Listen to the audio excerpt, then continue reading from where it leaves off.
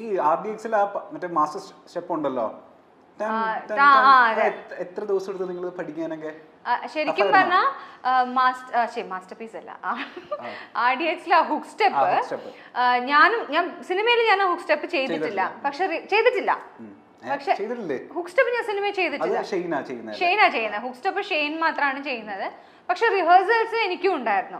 ശരിക്കും ഞാൻ ചെയ്യേണ്ടതായിരുന്നു. പക്ഷെ എന്താന്ന് വെച്ചാൽ ഞങ്ങൾ സ്പോട്ടിൽ പോയി നിന്ന് അല്ലല്ല, എന്റെ കോസ്റ്റ്യൂം കണ്ടപ്പോ സാൻഡി മാസ്റ്റർ പറഞ്ഞു ഈ കോസ്റ്റ്യൂമും ഈ ഔട്ട്ഫിറ്റും തമ്മിൽ ഒരു ചർച്ചയില്ല, അതുകൊണ്ട് മഹിമ ചെയ്യേണ്ടെന്ന്. എനിക്ക് ഭയങ്കര വിഷമായി.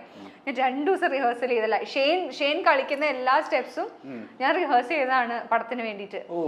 പക്ഷെ അവിടെ പോയിന്നപ്പോ എന്റെ കോസ്റ്റ്യൂം കണ്ടപ്പോ അവർ പറഞ്ഞു ഈ കോസ്റ്റ്യൂമിന് ഇത് ചേരുന്നില്ല, അപ്പൊ നമുക്ക് ഒഴിവാക്കാം, ക്ലാസിക്കൽ ഡാൻസ് മാത്രം കളിച്ചാൽ. സാൻഡി മാസ്റ്റർ ആയിരുന്നു പിന്നെന്താന്ന് വെച്ചാൽ എനിക്ക് സംവേർ ഇൻസൈഡ് ഷെയ്ൻ ഇത്രയും നന്നായിട്ട് കളിക്കുന്നുണ്ടല്ലോ, ഇനിയിപ്പോ നമ്മള് കൂടെ കളിച്ച് കൊളാക്കണ്ടല്ലോ ഉണ്ടായിരുന്നു മൈൻഡില്. അപ്പൊ അതുകൊണ്ട് ഞാൻ വഴക്ക് വിടാനൊന്നും പോയില്ല. പിന്നെ എനിക്ക് ക്ലാസിക്കൽ ബിറ്റ് ഉണ്ടായിരുന്നു സിനിമ, ഒരു ക്ലാസിക്കൽ പോർഷൻ ഉണ്ടായിരുന്നു സിനിമ, അത് ഞാൻ ചെയ്യുന്നു. So as a dancer 7. As a politician പൊളിറ്റിക്സിലൊക്കെ എങ്ങനെ? സീറോ നോളജ് ആണ് എനിക്ക്, ഒന്നും അറിഞ്ഞൂടാ. സീറോ. നെഗറ്റീവ് ഉണ്ടോണ്ടേ അതും തരാം. ആസ് എ ഫ്രണ്ട് എത്ര റേറ്റിംഗ്സ് കൊടുക്കും? As a friend, as long as you're okay if I don't pick up your calls or respond to your messages, അങ്ങനെയാണെങ്കിൽ 10 on 10. അറിഞ്ഞൂടെ, ഞാൻ പറഞ്ഞില്ല എനിക്ക് ഫോൺ അത്രയും ഇഷ്ടമല്ല എന്ന് പറഞ്ഞാൽ എന്റെ എപ്പോ നോക്കിയാലും എന്റെ കയ്യിൽ ഫോണ് കാണും. പക്ഷെ എനിക്ക് ഈ ഫോൺ എടുത്ത് ഫോണിൽ സംസാരിക്കുക എന്നുള്ളത് അത്ര ഓക്കെ ആയ ഒരു കാര്യമല്ല. എനിക്ക് നേരിട്ട് ഞാൻ സംസാരിക്കും.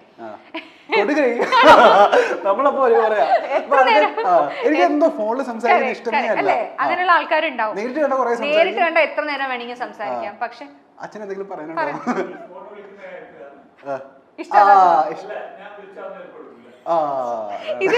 ഇത് ഫ്രണ്ട്സിന്റെ കാര്യത്തിൽ മാത്രല്ല, വീട്ടിൽ അച്ഛാ ഇതൊക്കെ നമുക്ക് പിന്നെ പറയാം. അപ്പൊ ഫോൺ ഒരു പ്രശ്നമാണ്. അപ്പം ഞാൻ അങ്ങനെ ഫ്രീക്വന്റ്ലി ആരോയും കോൺടാക്റ്റിൽ വെക്കുന്ന ആളല്ല. ചിലപ്പോൾ മെസ്സേജസ് ഒക്കെ അയച്ചാൽ ഞാൻ ചിലപ്പോൾ സമയത്തിന് റിപ്ലൈ ചെയ്യണമെന്നില്ല. അതേപോലെ ഞാൻ വിളിച്ചിട്ട് അവര് ഫോൺ എടുത്തില്ലെങ്കിൽ I am okay with it. അതിലെനിക്ക് ഹേർട്ട് ആവോ ഫീൽ ആവോ ദേഷ്യം വരുമോ ഒന്നുമില്ല. കാരണം ഞാൻ അങ്ങനെയാണല്ലോ.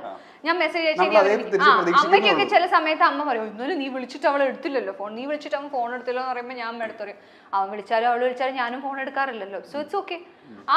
ആ കണ്ടീഷൻ നിങ്ങൾക്ക് ഓക്കെ ആണെങ്കിൽ ഞാൻ ചിലപ്പോൾ വിളിച്ചാൽ ഫോൺ എടുത്തു എന്ന് വരില്ല, ചിലപ്പോൾ ഞാൻ മെസ്സേജിന് റിപ്ലൈ ചെയ്തു എന്ന് വരില്ല. അപ്പൊ അത് നിങ്ങൾക്ക് ഓക്കെ ആണെങ്കിൽ ബാക്കി എല്ലാ കാര്യത്തിലും very good. As an interviewer or an anchor എത്രമാത്രം ശോഭിക്കും? How do you rate yourself? I think കുറച്ചൊരു മിനുക്ക് പണിയൊക്കെ ആവശ്യമുണ്ടെന്ന് എനിക്ക് തോന്നുന്നു. പക്ഷേ ഭയങ്കര ജെന്യൂൻ ആയിട്ട് ഉത്തരം പറയാം. ഞാൻ എന്നെ തന്നെ പറയാം.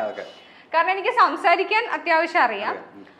പക്ഷേ ഇതെനിക്ക് പരിചയമില്ലാത്ത പ്രൊഫഷനാണല്ലോ. ഞാൻ ആങ്കറിങ് ഒന്നും ചെയ്തിട്ടില്ല, പരിചയമില്ലാത്ത പ്രൊഫഷനാണ്. പക്ഷെ കുറച്ചൊരു മിനുക്ക് പണിയൊക്കെ കിട്ടിയാൽ അത്യാവശ്യം ഡീസെന്റ് ആയി ചെയ്യാൻ പറ്റുമെന്ന് എനിക്ക് തോന്നുന്നു.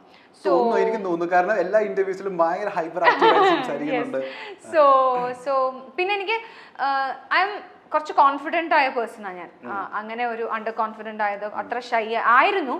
സിനിമയിൽ വരുന്നത് വരെ ഞാൻ ഭയങ്കര ഷൈ ആയിരുന്ന പേഴ്സൺ ആയിരുന്നു, ഒട്ടും കോൺഫിഡൻസ് ഇല്ലാത്ത പേഴ്സൺ ആയിരുന്നു. അതൊക്കെ സിനിമ എനിക്ക് തന്ന നല്ല കാര്യങ്ങളാണ്. I became more confident.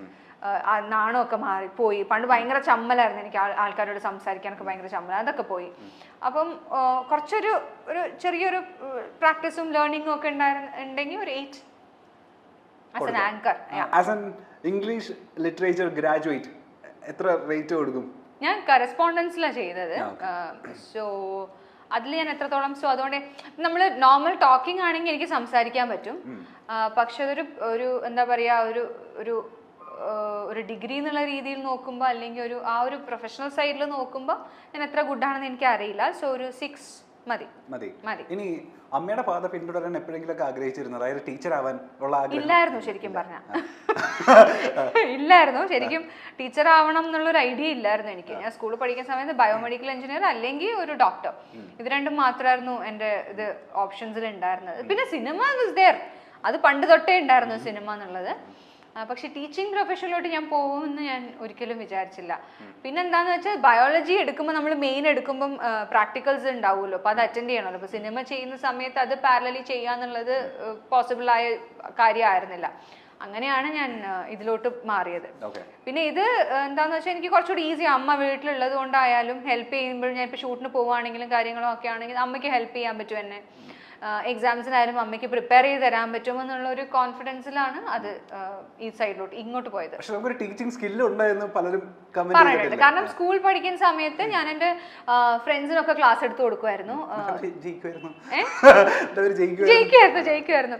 എൻ്റെ ഫ്രണ്ട്സ് ആ സമയത്ത് എന്ത് ചെയ്യുന്ന വെച്ചാൽ ഈ എക്സാമിന് തൊട്ട് മുമ്പ് നമുക്കുള്ള ഒരു പ്രിപ്പറേഷൻ ഉണ്ടല്ലോ, ആ സമയത്ത് എൻ്റെ ഫ്രണ്ട്സൊക്കെ ശരിക്കും പറഞ്ഞാൽ വന്ന് ആ ഒരു ലാസ്റ്റ് ഒരു 30 minutes ഞാൻ ക്രിസ്പായിട്ട് കാര്യങ്ങളൊക്കെ പറഞ്ഞു കൊടുക്കും. ക്ലാസ്സിൽ ഒരാളുണ്ടായിരിക്കും നന്നായിട്ട് പഠിക്കുന്ന ആരെങ്കിലും ഒരുത്തനും ഒരുത്തി ഉണ്ടായിരിക്കും, പഠിക്കാത്ത പിള്ളേരൊക്കെ വന്നിട്ട് അവസാന 30 minutes അവരുടെ അടുത്ത് വന്ന് നിൽക്കാൻ എന്തെങ്കിലും കിട്ടാൻ. സ്കൂളിൽ ഞാനായിരുന്നു. എത്ര പേര് ജയിപ്പിച്ചു? അതെനിക്കല്ല, ഞാൻ കാരണം എത്ര പേര് ജയിച്ചു എന്ന് എനിക്കറിയില്ല. പക്ഷെ സ്കൂൾ പഠിക്കുന്ന അതെന്റെ ടാസ്ക് ആയിരുന്നു. അതെന്റെ ടാസ്ക് ആയിരുന്നു. പക്ഷെ എക്സാം തുടങ്ങി കഴിഞ്ഞു കഴിഞ്ഞാൽ പിന്നെ ഒരാൾ വിളിച്ചാൽ ഞാൻ തിരിഞ്ഞു നോക്കില്ലായിരുന്നു.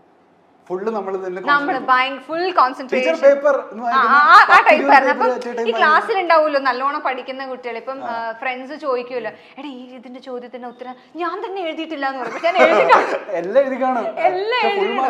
ഞാൻ നമ്മള് കഷ്ടപ്പെട്ട് പഠിക്കുന്നതിന്റെ ഗുണം നമുക്ക് ഉണ്ടാവണമല്ലോ, അങ്ങനെ എല്ലാവർക്കും പറഞ്ഞു കൊടുക്കാൻ പറ്റുമോ. So I was like that. അപ്പൊ നന്നായിട്ട് പഠിക്കുന്ന കുട്ടിയായിരുന്നു. ഈ പുറത്തു വന്നതിന് ശേഷം പുറത്ത് എക്സാം ഒക്കെ കഴിഞ്ഞ് വരുമല്ലോ, ചോദിക്കുമല്ലോ എങ്ങനെയുണ്ടായിരുന്നു എക്സാം? കുഴപ്പമില്ലായിരുന്നു, എനിക്ക് ഒട്ടും മാർക്ക് ഉണ്ടാവില്ല എന്ന് പറയുന്ന ടീമായിരുന്നു. പക്ഷെ എക്സാം റിസൾട്ട് വരുമ്പോൾ നല്ല മാർക്കായിരിക്കും. ഇത് കഴിഞ്ഞിട്ട് ഫ്രണ്ട്സ് മറ്റേ പേപ്പർ വരെ എന്റെ ഫ്രണ്ട്സിനൊക്കെ അറിയാം ഞാൻ ഇങ്ങനെയാന്ന്, അതുകൊണ്ട് കുഴപ്പമില്ല. അതാണല്ലോ ഞാൻ പറഞ്ഞ ചില കണ്ടീഷൻസ് ഉണ്ട്. ഈ കണ്ടീഷൻസ് ഒക്കെ നിങ്ങൾ ഓക്കെ ആണെങ്കിൽ I M good friends with you, അല്ലെങ്കിൽ അല്ല. ഇപ്പൊ ഒരു കാര്യം മനസ്സിലായി, അതായത് അമ്മേനോട് നമ്മൾ ഇപ്പോഴാണ് സംസാരിക്കുന്നത്, അമ്മയുടെ ആ ഒരു ആക്റ്റീവ്നെസ്സും ആ സംഭവങ്ങളൊക്കെ കിട്ടിയിട്ടുണ്ട് നമുക്ക്. എനിക്ക് എനർജി എന്റെ അമ്മേന്റെ അടുത്ത് കിട്ടിയത്. സാധാരണ ഇംഗ്ലീഷ് ടീച്ചേഴ്സ് അധികം സംസാരിക്കില്ല, ഭയങ്കര ജാടയായിരിക്കുമല്ലോ അല്ലേ? ഒരു കണ്ണടയൊക്കെ വെച്ചിട്ട് ഇങ്ങനെ മാത്രം പിള്ളേരെ നോക്കുന്ന ടീച്ചേഴ്സിനെ നമ്മൾ കണ്ടിട്ടുള്ളൂ. പക്ഷെ പക്ഷെ അങ്ങനെയല്ല അല്ലേ? Very active. എനിക്ക് തോന്നി എനർജിയും ഇങ്ങനെ സംസാരിക്കാനുള്ള ഇതും അമ്മയുടെ അടുത്തായിരിക്കും കിട്ടിയത്. ഞാൻ പറയാം, ഞാൻ സ്കൂളിൽ പഠിക്കുന്ന സമയത്ത് ഞാൻ ഭയങ്കര മെലിഞ്ഞ എല്ലും തോലും പോലെയായിരുന്നു. സ്കൂളിൽ എന്ന് പറഞ്ഞാൽ ഒരു 9th 8th 9th ഒക്കെ പഠിക്കുന്ന സമയത്തൊക്കെ.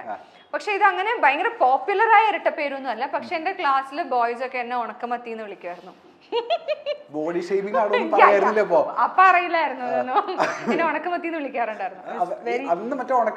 ഇപ്പൊ വന്ന് കാണുന്നെ അവന്മാരൊക്കെ പറയണ്ട എന്താ വിളിച്ചിരുന്നേ നോക്കണോ, തമിഴ് മലയാളം അത്രയൊന്നും വേണ്ട, എന്നാലും അത്യാവശ്യം ഡീസന്റ് ആയിട്ട് ഉണ്ടല്ലോ ഇപ്പൊ. So they used to call me ഉണക്കമത്തി. എന്താ ഇപ്പൊ പച്ചമത്തി ആയി, അത്ര വ്യത്യാസമുള്ളൂ.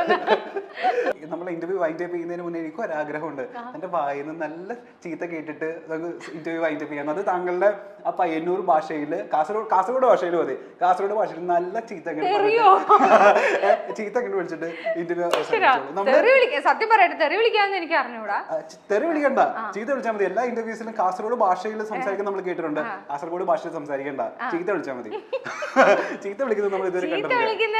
ഞാൻ എങ്ങനെയാ മുഖം പൊട്ടുന്ന ചീത്ത ആയിക്കോട്ടെ, കരഞ്ഞിട്ട് അറിയണോ? ഞാൻ പേടിപ്പിച്ചാൽ മതി, ഞാൻ ചീത്ത പറഞ്ഞാൽ മതി, അങ്ങോട്ട് ചീത്ത വിളിക്കാം അല്ലേ? യാഗോസ്മയത്തി എന്തോ ഒരു വന്നില്ലേ, നീ കരിക്കര ആയിക്കൊണ്ടിരിക്കുന്നത് എന്ത്? നമ്മൾ ഓരോ കേട്ടിട്ട് ഞാൻ എന്തിനു കരിക്കര ആക്കുന്നത് നീ? അപ്പൊ ഞാൻ വന്നിട്ട് ഞാനില്ല ചോപ്പ് ഡ്രസ് ഇട്ടിട്ട് വന്നത് നീ കണ്ടിട്ടേ, നീ എന്തിനു ചോപ്പ് ഇട്ടിട്ട് വന്നിനെ? അപ്പൊ എന്നോട് ചെല്ലണ്ടേ, നീ ചോപ്പ് ഇടുന്നെങ്കിൽ ഞാൻ മാറ്റിട്ട് വരുന്നില്ലേ? എന്ത് ചോപ്പിട്ട് മാച്ച് ആക്കാൻ എന്ത് നിന്റെ നീ നിരീച്ചത്? ചുരുക്കം ചിത്രങ്ങളിലൂടെ എത്തി മലയാളി മനസ്സിൽ കയറിക്കൂടിയ താരമാണ് മഹിമ നമ്പ്യാർ. RDXന് ശേഷം താരത്തിന്റെ ആരാധകരുടെ എണ്ണം വർദ്ധിച്ചു. താരത്തിന്റെ കാസർഗോഡ് ഭാഷ കേൾക്കാനും ആരാധകർക്ക് വലിയ ഇഷ്ടമാണ്. ഉണ്ണിമുകുന്ദന്റെ ജയ് ഗണേശാണ് നടിയുടേതായി പിന്നീട് ഏറ്റവും ഒടുവിൽ പുറത്തിറങ്ങിയ ചിത്രം. തന്റെ പേരിനൊപ്പം നമ്പ്യാർ വന്നതിനെ പറ്റി മഹിമ പലപ്പോഴും തുറന്നു പറഞ്ഞിട്ടുണ്ട്. അമ്മ ടീച്ചറായിരുന്നു, അച്ഛൻ മറ്റൊരു പ്രൊഫഷനും. അതുകൊണ്ട് തന്നെ തനിക്ക് ടീച്ചറാകാൻ വലിയ താല്പര്യമില്ലായിരുന്നു, ഡോക്ടർ ആകാനായിരുന്നു തനിക്ക് താല്പര്യം, അല്ലെങ്കിൽ എഞ്ചിനീയർ ആകാൻ. ഗോപിക എന്നായിരുന്നു തന്റെ പേരെന്ന് മുൻപ് പല അവസരങ്ങളിലും നടി തുറന്നു പറഞ്ഞിരുന്നു. എന്നാൽ ഇത് ആദ്യമായിട്ടാണ് താൻ എങ്ങനെ മഹിമ നമ്പ്യാർ ആയി എന്നതിനെ പറ്റി താരം വെളിപ്പെടുത്തിയത്. ഇപ്പോഴും റെക്കോർഡിക്കലി തന്റെ പേര് ഗോപിക PC എന്ന് തന്നെയാണ്. പാലക്കാട്ട് ചിറകര വീട്ടിൽ ഗോപിക. വലിയ പേരാണ്. തന്റെ അടുത്ത് ഉണ്ണിയും പറഞ്ഞു ഭയങ്കര വെയിറ്റുള്ള പേരാണ് മഹിമ നമ്പ്യാർ എന്ന്. കാര്യസ്ഥനായിരുന്നു തന്റെ ആദ്യ പടം. അതിൽ ഗോപിക തന്നെയാണ്.